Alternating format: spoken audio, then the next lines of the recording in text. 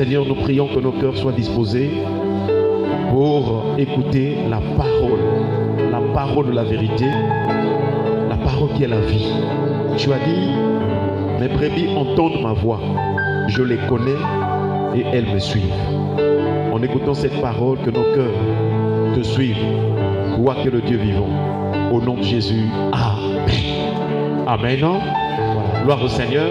Alors nous sommes en train de continuer, toujours des sous-thèmes sur notre thème de base, les meilleures brebis d'Amalek. Et chers frères et sœurs, toujours dans 1 Samuel chapitre 15. Et présentement nous sommes au verset 5. Et nous avons vu beaucoup de choses que le Seigneur nous a montré, nous a enseigné sur ce merveilleux passage. Et nous croyons que toutes ces choses sont en train de nous bénir abondamment. Nous bénir abondamment. Et dans ce texte de 1 Samuel chapitre 15, le verset 5, il y a quelque chose qui nous a vraiment saisi. Et c'est là où le Seigneur dit à Saoul, à travers donc Samuel, que Saoul devait partir pour frapper Amalek. Et nous voyons la détermination de Saoul. La Bible déclare que Saoul marcha jusqu'à la ville d'Amalek. Est-ce qu'on peut acclamer le Seigneur? Et ensuite la Bible déclare qu'il mit une embuscade dans la vallée. Et présentement nous sommes en train d'insister sur la marche. Dieu veut que nous puissions marcher avec lui. Et c'est très important de connaître que Dieu nous attend à marcher devant sa face. Et dans les types de marches que nous sommes en train de voir, il y en a déjà deux. Le premier type de marche, c'est la marche de la personne consolée. Nous savons que Dieu console les cœurs, les vies. Et nous pensons que chacun a besoin de la consolation. Parce qu'il y a tellement de problèmes, tellement de souffrances, tellement de situations dans ce monde, que si tu n'as pas de consolation, nous voyons combien d'hommes et de femmes meurent par des soucis, par des inquiétudes, et d'autres tombent malades à cause des difficultés, des situations, des problèmes, des souffrances. Mais le Seigneur nous dit dans sa parole, déchargez-vous sous lui de tous vos soucis, car lui-même prend soin de vous. Que le Seigneur Jésus prend soin de toi ce soir. Quel que soit ton problème, ta situation, qu'il te console, qu'il prenne soin de ta vie, qu'il vienne te relever, qu'il te restaure, qu'il t'accorde la réponse à toutes tes questions, qu'il te donne la solution à tous tes problèmes. Est-ce qu'on va acclamer le Seigneur? Notre prière est que cette année soit une année de consolation. Une année où tu ne vas plus regretter quoi que ce soit. Nous prions que le Seigneur te retire là où tu étais dans la détresse. Le psalmiste dit que du sein de la détresse, j'ai invoqué l'Éternel. Il m'a secouru. Il m'a mis au large. Que le Seigneur te délivre. Qu'il te donne la victoire. Dans ces combats que tu traverses, que le Seigneur te mette au large. Qu'il te là où tu auras la paix, la tranquillité, là où tu vas être dans l'allégresse. Alléluia. Amen. Chers frères et sœurs, il faut aspirer à ces choses. Il faut demander au Seigneur, Seigneur, mets-moi au large. Seigneur, je te présente mes situations, je te présente mes problèmes, mais je crois que Seigneur, quels que soient ces problèmes, quelles que soient ces situations, quels que soient ces combats, Seigneur, tu me délivres. Alléluia. Amen. Que Dieu te délivre ce soir au nom de Jésus. Le deuxième type de marche que nous sommes en train de voir, c'est la marche sur les ennemis. Et nous ne cessons de rappeler la prophétie que le roi David va donner, le prophète David. Il a dit que le Seigneur a dit à mon Seigneur, assieds-toi à ma ma droite, jusqu'à ce que je fasse de tes ennemis ton marchepied. Et nous voyons aussi Jésus est venu sur la terre. Il a vaincu tout ce qu'il pouvait rencontrer.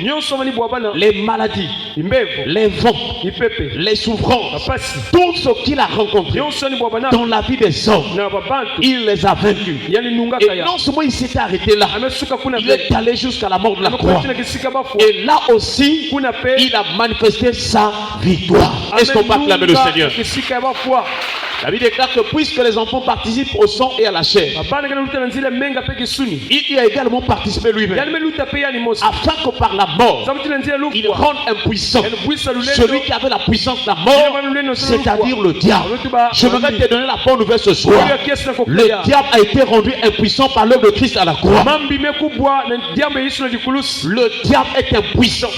Si tu crois que Jésus est ton Seigneur et ton Sauveur, si tu crois que Jésus était mort pour toi, si tu l'acceptes de tout ton cœur, si tu confesses de ta bouche le Seigneur Jésus-Christ, et si tu crois dans ton cœur que Dieu l'a ressuscité des morts, tu es sauvé, tu es mis à part, tu es dans la famille de Dieu, tu es dans la famille des rachetés, tu es au-dessus de toute la puissance de l'ennemi.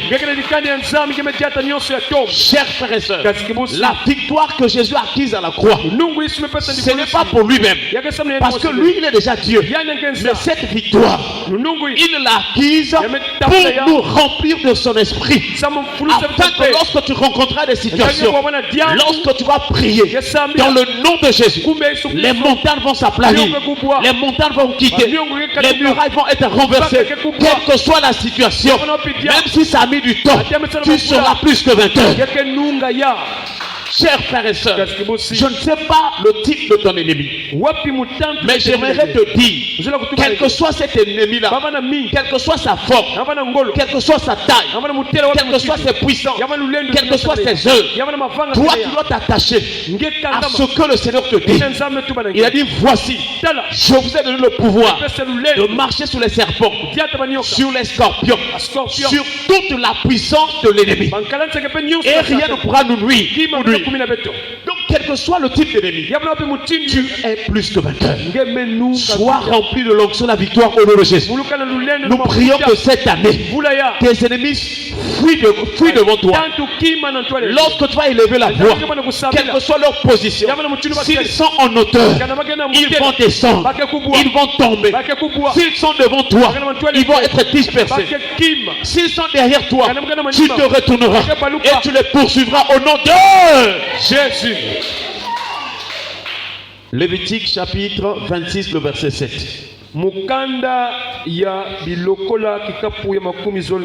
Lévitique chapitre 26, le verset 7. Il est écrit, vous poursuivrez vos ennemis et ils tomberont devant vous par l'épée. Et il tombera devant vous par l'épée. Donc déjà, la première chose, c'est que Dieu reconnaît qu'il y a des ennemis.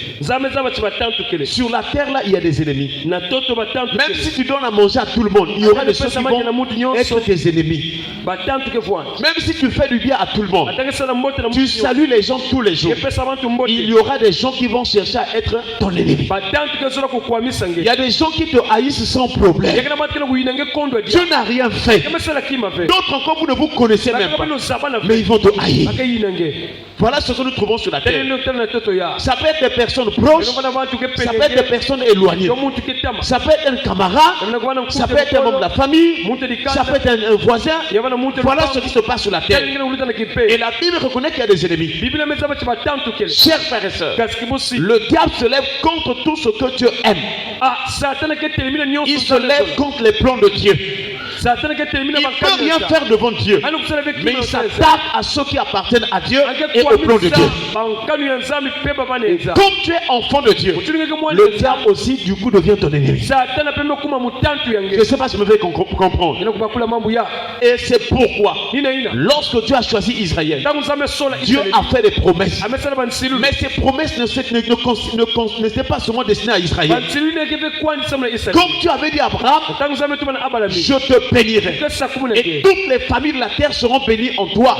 Donc les paroles que Dieu avait vraiment libérées, les promesses qu'il avait données à Abraham et à sa postérité. Maintenant que nous aussi, en croyant en Jésus, nous devenons fils d'Abraham, nous devenons la postérité d'Abraham.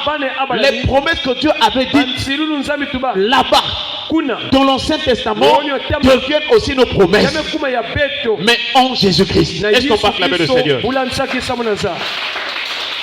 Comme ce que Dieu disait, c'était concernant son peuple. Chaque fois que tu vas lire aussi un texte biblique qui a une promesse, dis-toi que cette promesse est aussi pour toi. J'aimerais te dire que ta vie est remplie de promesses. Les promesses de victoire, les promesses d'élévation, les promesses de réussite, les promesses de succès, les promesses d'épanouissement, les promesses de guérison, les promesses de victoire, les promesses de jugement des ennemis. Alléluia. Amen. Nous prions que tes ennemis soient jugés par l'Éternel au nom de Jésus. Et il dit ici là, il donne une promesse en disant: vous poursuivrez vos ennemis et ils tomberont devant vous par l'épée. D'une part il y a la promesse, d'autre part il y a l'arme. Dieu vous montre l'arme par lequel vous allez faire tomber vos ennemis. Il dit: ils tomberont devant vous par l'épée. Or, nous savons que dans la Bible, l'épée, c'est l'image aussi de la parole de Dieu. Et nous voyons dans Hébreux chapitre 12. Donc, soit Hébreux chapitre 4 à partir du verset 12. La parole de Dieu est vivante et efficace. Elle est plus tranchante qu'une épée à double tranchant. Elle sépare âme et esprit, jointure et moelle. Ça veut dire que cette parole-là est puissante et aucune chose peut résister à cette arme-là. Alléluia. Amen. Voilà pourquoi du temps d'Israël, ils pouvaient vaincre leurs ennemis par l'épée. Josué a vaincu Amalek au tranchant de l'épée. Mais maintenant, nous allons plus utiliser l'épée physique. Notre épée, c'est la parole. Quand tu déclares une parole, quand tu vas citer un verset biblique, quand tu vas déclarer quelque chose que tu as dit, cette parole est une épée. Elle va poursuivre, quels que soient les ennemis, quel que soit leur nombre. La parole va les poursuivre et va les abattre au nom de Jésus. Voilà pourquoi un chrétien doit connaître la parole de Dieu. Tu dois avoir la parole dans ton esprit et dans ton cœur. Car si tu as la parole et qu'elle habite en toi abondamment, même quand tu es endormi, ton esprit va citer la parole de Dieu. Et quel que soit le type d'ennemi, ils tomberont. Alléluia. Que cette parole s'accomplisse à partir de ce soir au nom de Jésus. Que tes ennemis tombent devant toi par la parole au nom de Jésus. Saisis l'épée, saisis la parole, reçois la parole, sois rempli de la parole, sois dopé de la parole. Que tous les membres de ton être soient visités, influencés par la parole de Dieu. Alléluia. Amen. Que de nuit comme de jour, où que tu passeras, que la parole de Dieu soit esprit et vie en toi. Et sache que si la parole habite abondamment en toi, tu es plus que vainqueur. Que ce soir encore, la parole de Dieu fasse tomber tes ennemis. Qui est ton ennemi? Est-ce que c'est un pharaon? Est-ce que c'est une personne qui te retenait de la servitude? Est-ce que c'est Goliath? Est-ce qu'il y a une personne qui t'intimide? Est-ce qu'il y a une personne que tu crains parce qu'il a des pouvoirs mystiques? Ce soir, elle doit tomber par la puissance de la parole de Dieu. Est-ce que ton ennemi c'est un mari de lui? Que tout ce qui vient avec lui là soit taillé en pièces au nom d'eux. Que toute femme de lui soit taillée en pièces au nom d'eux. Si ton ennemi c'est un serpent, nous déclarons ce soir que tout serpent soit taillé en pièces par l'épée de la parole au nom d'eux. Réfléchis toi-même. Quel est le type d'ennemi? Qu'est-ce que tu vois? Si ton ennemi c'est l'esprit de chômage, il doit quitter par la puissance de l'épée. Reçois le travail au nom de Jésus. Fais des activités au nom de Jésus. Va de l'avant au nom de Jésus. Qui est ton ennemi? Qui est ton ennemi? Si c'est des chiens qui te poursuivent dans les rêves, tous ces chiens soient taillés en pièces par la parole de Dieu au nom de Jésus. Quel est le type de ton ennemi? Est-ce que c'est un homme? Est-ce que c'est une femme? Donc tu ne vois pas le visage? Que l'épée puisse déchirer son voile. Que tu le vois, que tu la vois et que tu saches qui il est. Et dès que tu la découvres, tu le découvres. Qu'elle tombe, qu'elle soit paralysée, qu'elle ne se relève plus au nom de. Est-ce qu'on peut se lever dans la prière? Tu vas te lever dans la prière. Tu vas remercier le Seigneur pour ça.